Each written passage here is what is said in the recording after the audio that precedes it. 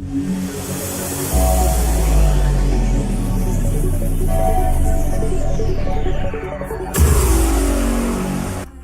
there, Skull Gamers. Welcome to this week's episode of Jungle Drums. I haven't recorded this live for a few different reasons. I was having some issues with guests this week. Different schedules and whatnot. And also, I was really tired Thursday evening, so I decided I was just going to go ahead and record it live on Friday, kind of cutting things to the wire. But oh well, hey. It's just as well I did because we've had a few interesting developments. But anyway, the show must go on. So, we've discussed loot crates at length in the past. In fact, I think it was episode 34, I believe. I know it was a month or two ago. Discussing whether loot crates were gambling or not. Well, according to this article I found over at Engadget.com, Battlefront 2 was actually under investigation by the Belgium Gambling Authority. Yeah, so this was quite interesting actually. Now, EA has been getting a lot of flack about Battlefront 2, specifically the loot crate system. I don't think I even need to go into that at this point. If you've been on social media, you've been on the internet, if you've been on Reddit, you no doubt know about this huge controversy when it comes to the loot crate system in Battlefront 2. Well, so the Gambling Authority in Belgium is actually, their gaming commission as well. They're taking a closer look at Battlefront 2 as well as Overwatch, taking into consideration that these add-on boxes that have to be purchased before you can see what's inside them. In their opinion, that constitutes gambling. Which is interesting because if you remember over in the US and even in some countries here in Europe, the whole debate of whether or not loot boxes were gambling or not was still up in the air, with different organizations saying no, the opinions of quite a lot of journalists and whatnot say, well, maybe it is, and the actual commission chairman, Peter Nason, I believe is his name, pointed out random loot boxes are a game of chance. Now, the reason this is in the news and why this gambling commission is actually investigating loot boxes is because they're especially concerned over the fact that these games are marketed towards children. Now, we know that, come on, there's a lot of gamers out there who are, even older than me. Gaming is for people of all ages. But it's quite fair to say that, games like Overwatch, with their cartoony graphics, and then of course Star Wars Battlefront 2, just the Star Wars universe, kids all over the world, love these types of things. So it's quite interesting that this is the point of view they're taking, that they feel that kids could feel forced to spend a lot of money under social pressure. It comes into this whole question of social dynamics, doesn't it? You don't want to be the kid in school that doesn't have Yoda unlocked, or Luke Skywalker, or whatever. I haven't played the game. I don't know how hard it is to unlock these things. It's just from what I've read about. But it's quite funny if you think about it. Because gaming is no longer stigmatized these days. It used to be years ago, you didn't talk publicly about the fact you played games. In fact, a lot of people over a certain age were embarrassed to talk about their gaming habits. Whereas nowadays, it's, everyone talks about it, and in schools especially. When I was at school, it was all about what kind of trainers, what kind of sneakers you had, and you wanted to have the cool, keep up with the cool kids and make sure you weren't wearing horrible, crappy shoes. But nowadays, it's, I guess, about what Star Wars characters you have unlocked in Battlefront 2. So it's quite interesting. There was some good math here. There was a computation by Star Wars Gaming, and they said it would take at least 4,528 hours of gameplay, or $2,100 to unlock all of the base content in Battlefront 2. So that's a hell of a lot of time, and likewise, a hell of a lot of money. So it was quite interesting. Again, this is an article from earlier in the week. when this whole Battlefront 2 controversy was really getting heated. I mean, just, people were in an absolute outrage. Now, this EA Battlefront 2 controversy is still very much in the news because, as this article says, that I've sourced from The Verge, EA has reversed its course on Star Wars Battlefront 2 loot boxes. Now remember, Battlefront 2 has been available early for those with EA Access, so there's been folk playing it now, I believe, for the last week, maybe more. But the game itself was just dropping today, or was it yesterday? One of these days. Again, it's not a game that I've really been interested in, but have been interested in this whole debate surrounding it. If you weren't familiar with how the system worked, you could purchase crystals with real money. And then these crystals were going to be, you could use these to purchase loot boxes. So what has happened, EA has actually temporarily, and that's the key word, temporarily removed the ability to purchase crystals. And according to a statement from the DICE general manager, Oscar Gabrielson, said, as we approach the worldwide launch, it's clear that many of you feel there are still challenges in the design. We've heard the concerns about potentially giving players unfair advantages, and we've heard that this is overshadowing an otherwise great game. This was never our intention. Sorry, we didn't get it right. So, there you go. I mean, they had already responded earlier in the week by reducing the number of credits required to unlock characters. Because, if you didn't buy them with real money, the amount of credits it took to unlock them was allegedly quite astronomical. Really, really high numbers, which were going to take a lot of playtime to get. But clearly that wasn't enough. That did not appease all the gamers out there. So they've removed this ability to purchase crystals. So as it stands right now on launch, official launch, Battlefront 2, the only way to progress, to unlock characters, is by playing the game. But it should be noted that EA has said it does plan to bring back crystals at a later date, after making balancing and tuning changes to the system. So what does that really mean? We haven't seen this type of reversal from a company. I think that the closest thing I can think of was the huge controversy about the DRM that was going to be built into the Xbox One. And they kept, Microsoft kept talking about it. No, this is the way it's going to be. The Xbox has to be connected to the internet. It's always going to check, do this, that, and this. And after getting a hell of a lot of flack, they finally reversed that decision. That's really the only other big reversal like this that I can think of. But it's quite interesting to show, to see, EA have just really buckled under pressure. I mean, remember, this does come in tune with the Reddit post. People were moaning on Reddit about it, and their response on Reddit directly from EA has went down in history as the most downvoted post in the history of Reddit.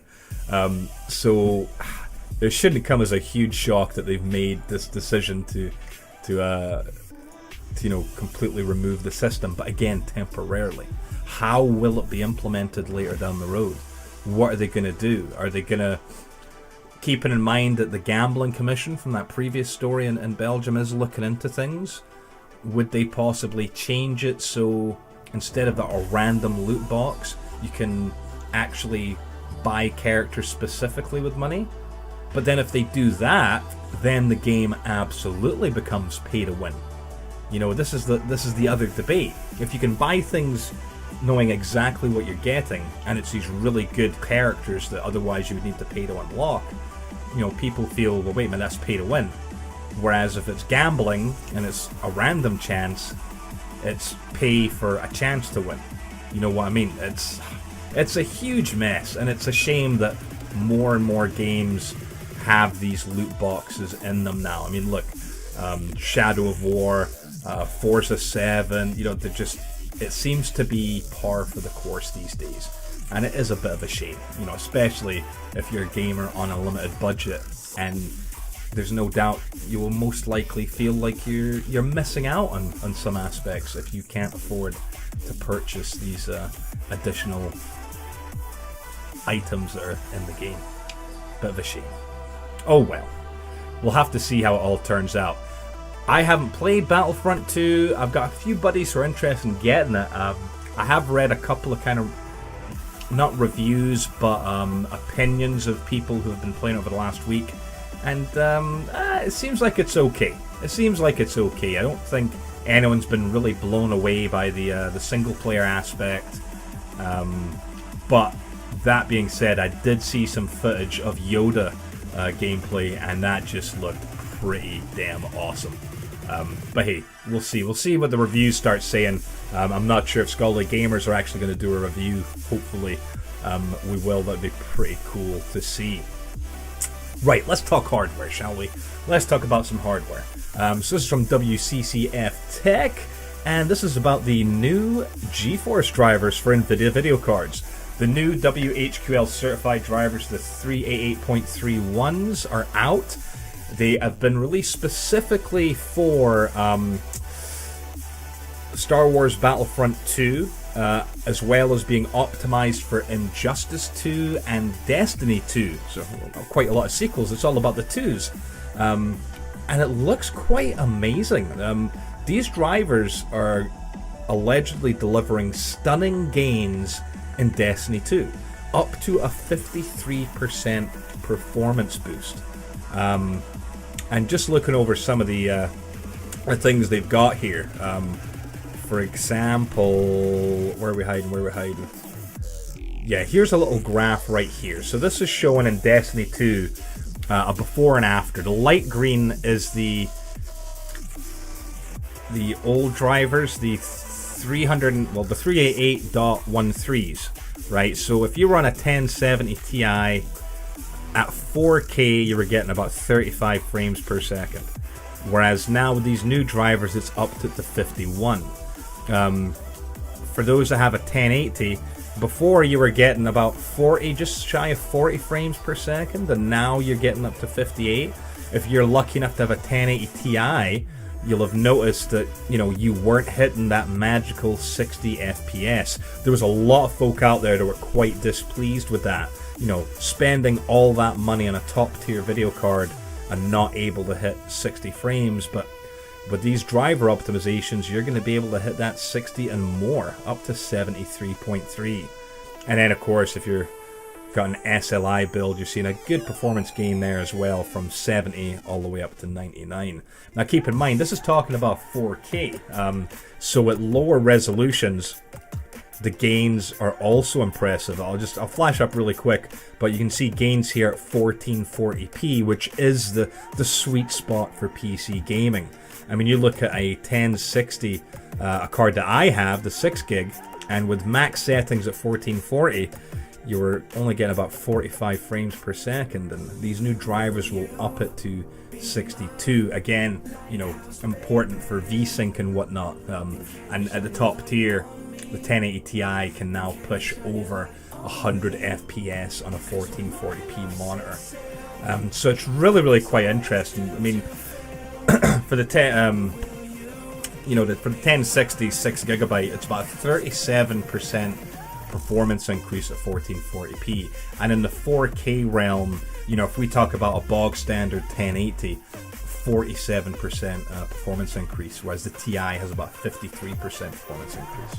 So yeah, looking good. This is what's always nice to see, is when, you know, hardware becomes better, you know, improves as time goes by, and it's because of these devs, because of these software developers, you know, who are working on drivers and optimizing drivers. We've seen this happen with Ryzen.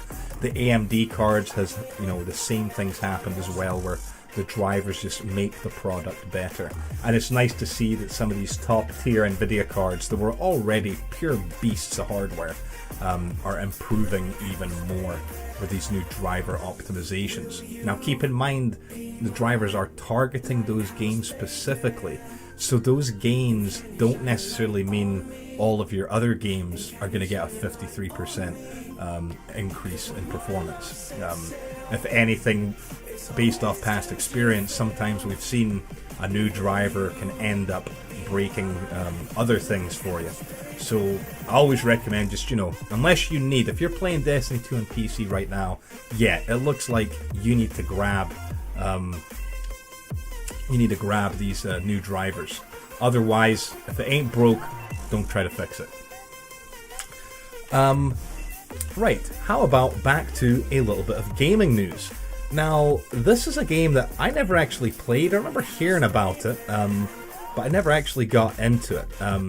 Now, this article is sourced from Eurogamer.net, and this is about the action RPG Marvel Heroes.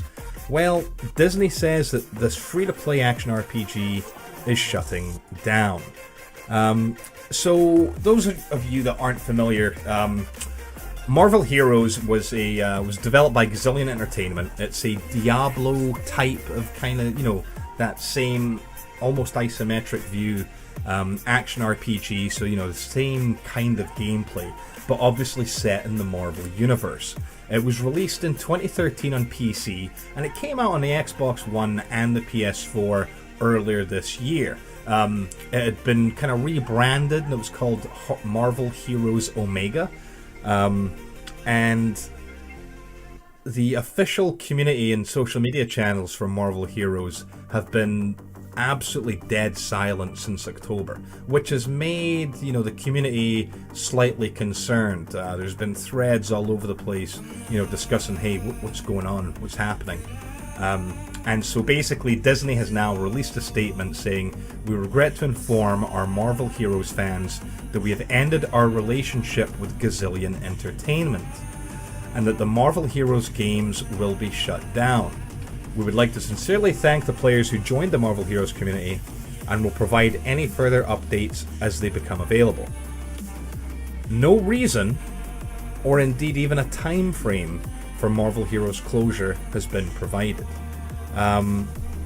So it's a bit strange. According to Kotaku, they're saying that Gazillion employees had said that several staff members were reportedly asked not to come into the office this week, and they claimed that Gazillion had seen 3 rounds of layoffs within a year of Marvel Heroes launch.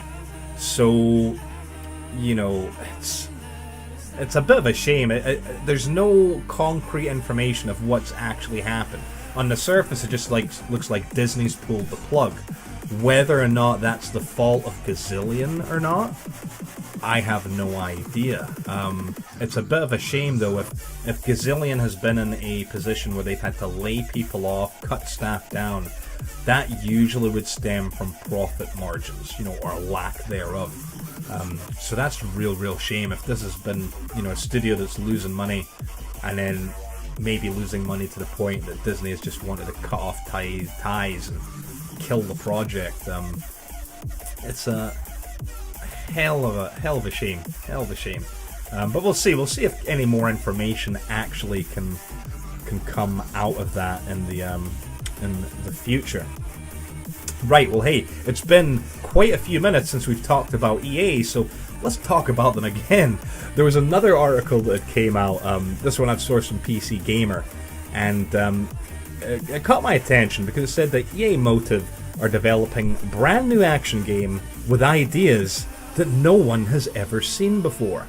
My good buddy Gimboy, who unfortunately can't be here to join me today, he had said it was a really good tweet, like something like this. It was on Twitter, and then someone responded with a very kind of loot box themed tweet about it. I was just just the current state of affairs, unfortunately, when it comes to opinion on EA.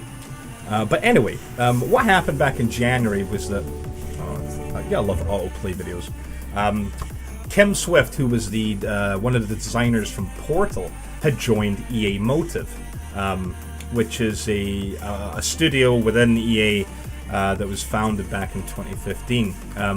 And the developers thought to be working on the untitled Star Wars game. Remember when we talked about Visceral Games dying. That Visceral was the studio that was working on that unknown or unannounced Star Wars game, and allegedly EA Motive, this Kim Swift, is actually working on this. So, could be interesting.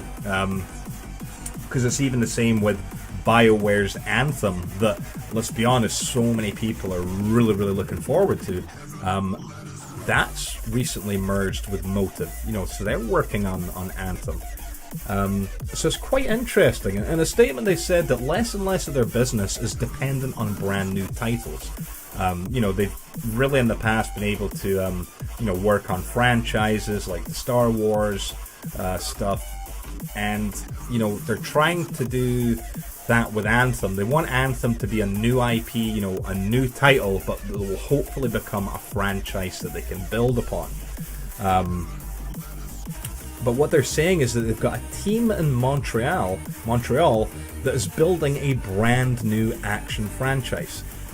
Probably for fiscal year 2021. So, that's quite a few years away. But what they're saying, and I have to question whether this is actually reasonable to say, a game that is that far out, they're saying it looks fantastic and very exciting. I don't buy that for a minute. Surely it can't be in any type of state 4 years away from release.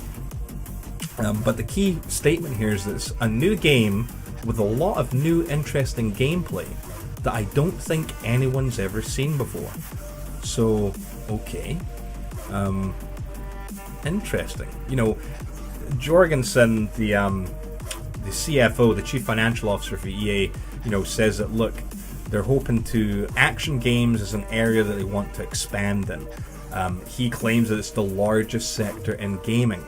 And first-person shooters and sport titles have, kind of commandeered its focus, but there's a huge opportunity in the action game department. So quite interesting. But another thing that stuck out for me with this article was when, it was talking about EA's rolling initiatives, like FIFA and Madden, and their ultimate team features. And he put it in a way, he says that these features create scope for uncapped monetization. So if you have a live service component to, a game, like EA Access or Origins Access, you can have a subscription that's uncapped. Give people a way to spend money on things they want to do and that they enjoy doing, versus simply capping them at $9 or $10 per month, and that's all they can ever spend, right? With these type of subscription services like EA Access, or even the Xbox Game Pass, you find people playing twice as many games. They spend twice as long on them, and they spend twice as much money. Because you've reduced the cost of trial to close to zero. So, interesting. Quite interesting. But this whole announcement, this sort of statement from EA, again, was right after getting all this flack about loot crates on Battlefront 2, and it was just interesting. It seemed like as if they were just trying to shift focus away from that, say, Battlefront 2 is a mess, but hey, look, we're working on other things. Look down the future, there's all sorts of cool stuff happening. Oh well, such is the case. That happens a lot of times with devs. Right, hey, how about a game that we all know and love, well, most of us love, even if it has actually kind of not died a death, but we're kind of in a content drought at the moment, which is no surprise because that's what happens in this franchise. And of course, that's Destiny. Destiny 2 has started now their live streams in the lead up to the Curse of Osiris DLC. So this article on WCCF Tech says Destiny 2's upcoming Curse of Osiris DLC was detailed by Bungie. That was on... Was that Tuesday or Wednesday the live stream was? Anyway, watched it. We got to see the new cinematic trailer for the Curse of Osiris. We got to see Osiris himself being a badass and his cool little ghost that looks really, really awesome, doing some interesting stuff. And of course, we don't have the full story yet. This is what Bungie does. They give us little tidbits, little tastes as time goes on. But according to Bungie, we're getting story content, of course. you know, with Curse of Osiris, Bungie are going to give us mystery, adventure, new activities, new gear, and new destinations. That's their words, not mine. We're going to find out more about who Osiris is and what his backstory is. And it looks to be very closely tied into the Vex. They have a master plan of some kind. But what is it? According to Bungie, the story itself for the Curse of Osiris is a few months after the Red War. The reawakening of the Traveler has had repercussions, right? Remember, spoiler alert, if you got to the end of Destiny 2, like the story, which if you've played Destiny 2, you should have, right? Come on, let's be honest. By now, you've had enough time, unless you just bought it, to get through the story. But, you know, at the end, there was a big wave of light that just spread across the entire solar system. And beyond that, well, guess what? It's actually activated a gateway that the Vex are using to assemble on Mercury from the past, present, and future. Remember, the Vex are Time Lords. They exist in so many different instances of reality, I suppose. And Akora needs a hero to investigate. So she turns to her most trusted guardian, which of course is you. So, looks pretty cool. We've got a bunch of, you know, characters. You're going to have the lighthouse. There's going to be an actual social space. On the reveal stream, though, it looked like it was a hybrid social space because they had their, you know, their weapon out. I don't know if maybe that was just their build of the game or if that's the way it is, but we'll find out. You know, it's going to have Mercury is going to be in the game. There's the lighthouse, right? That's where you can finally get to go to the lighthouse, which is the new hub for this DLC area. Well, DLC words for this DLC.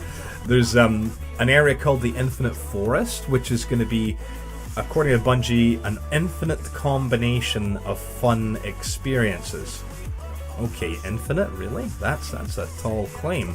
Each time you play to the mission, you'll engage unpredictable combinations of aliens across an ever-shifting landscape. So it sounds like this is going to be procedurally generated or random. They've got to have some kind of algorithm. But it sounds pretty cool. You know, it's something that's neat-ish.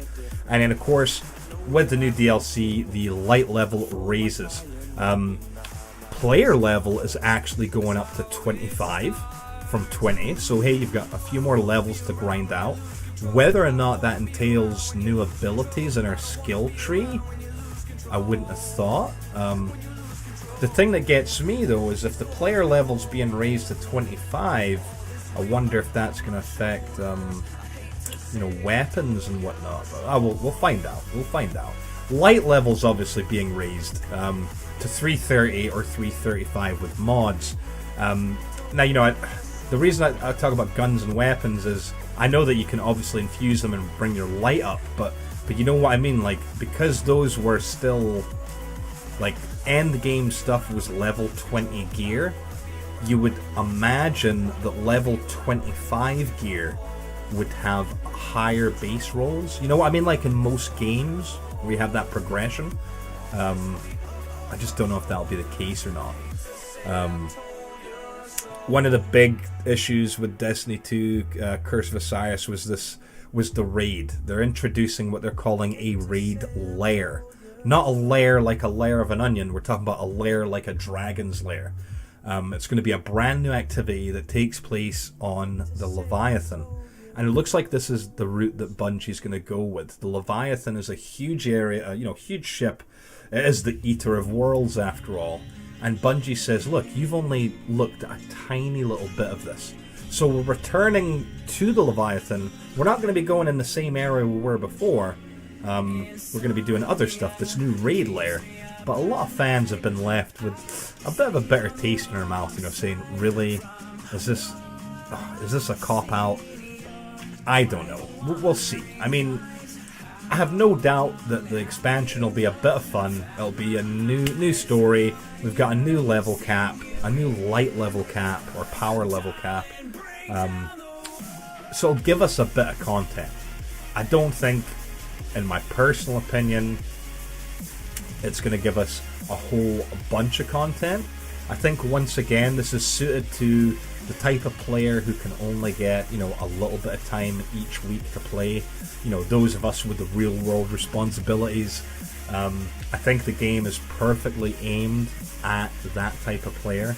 Whereas the hardcore out there, and you know, I don't like using that term, but you know what I mean, the people that are like full-time streamers who play the game for 8-9 hours a day, or even folk that don't stream but are just hardcore gamers themselves, that, you know, maybe you're a student and you've got 2 days off a week, and rather than doing your studies you just play video games, you know, so you get a good 20 hours a week. Yeah, I think those type of people are going to tear through this pretty darn quickly, but we'll see. I think the thing that kind of gets me is that Destiny 2 really, yes, they've learnt a lot from Destiny 1, but at the same time they're doing a lot of the same things they did before when it comes to their path, their model, so to speak. You know, people that were new to the franchise said, oh my god, can't believe that this DLC is coming out so soon after the game. Well, yeah, that's exactly the same time frame that we had with Destiny 1. Destiny came out in September, and then, you know, the Crota Raid, the Dark Below came out in December. That's the way it was. It just looks like they're following the exact same footprint that they had set with their first game.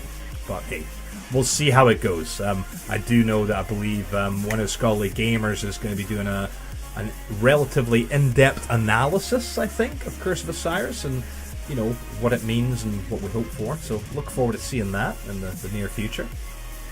And one last bit of news, and I find this bit of news funny because I can't remember if we discussed it on Jungle Drums a couple of months back or not.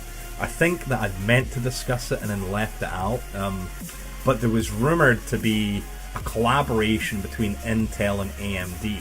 Allegedly, Intel was going to be working with AMD to provide graphic solutions, you know, built into Intel chips. And there were these rumors going about, and Intel and AMD were both confronted, and they both undeniably, you know, just denied it completely. Said, no way, nope, we're not doing anything like that. And, yeah, well, basically, as this article in Eurogamer says, Intel and AMD, sure enough, they are partnering up. I mean, let's be honest, the last 12 months in the PC hardware world, especially when it comes to gaming, have been awesome. There's been these huge bumps in technology.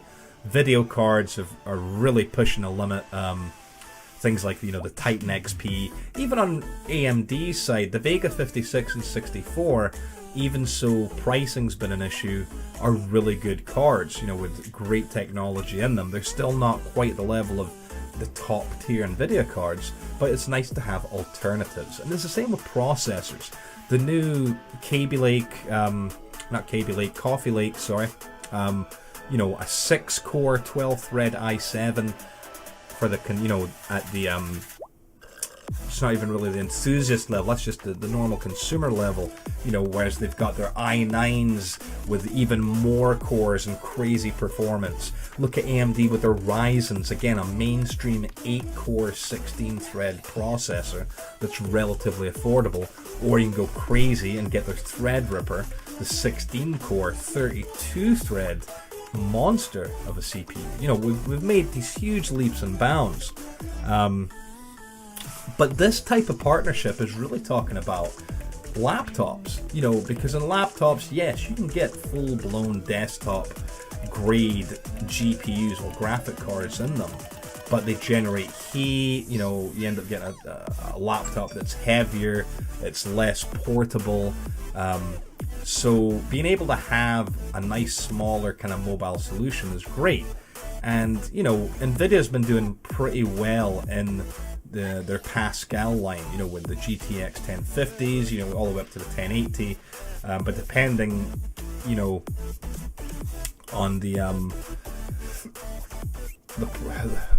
how high you go, you know, you might end up getting a really big, heavy, and hot laptop. So if you don't have one of these discrete GPUs, you know, you've kind of been relying on the Intel built-in graphics, which aren't really great, if we're honest. They're fine for just normal things, you know, just kind of doing stuff here and there, but when it comes to gaming, you really want a discrete GPU, which on a laptop really jumps the price up.